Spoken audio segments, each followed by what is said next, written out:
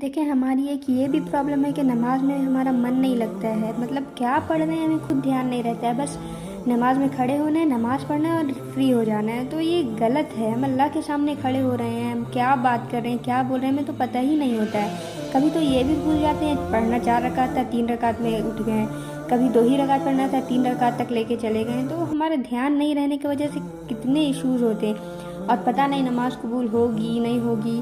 تو ہمیں نماز میں دھیان لگانا ہوگا۔ بس دیکھیں اتنی بات یاد رکھیں کہ نماز میں کوئی کام کوئی پڑھنا بے ارادہ نہ ہو، بلکہ ہر بات ارادے اور سوچ سمجھ سے ہو۔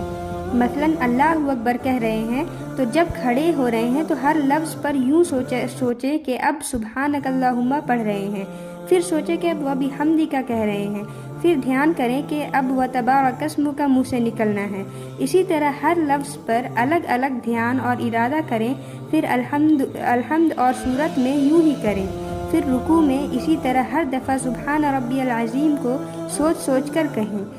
غرض منہ سے جو نکلا دھیان میں رہے، ادھر ادھر دھیان نہ ہو، تبھی نماز اچھے سے پڑھ سکیں گے، اور انشاءاللہ اللہ تعالیٰ اسی طرح کرنے سے نماز میں کسی طرف دھیان نہ بٹے گا۔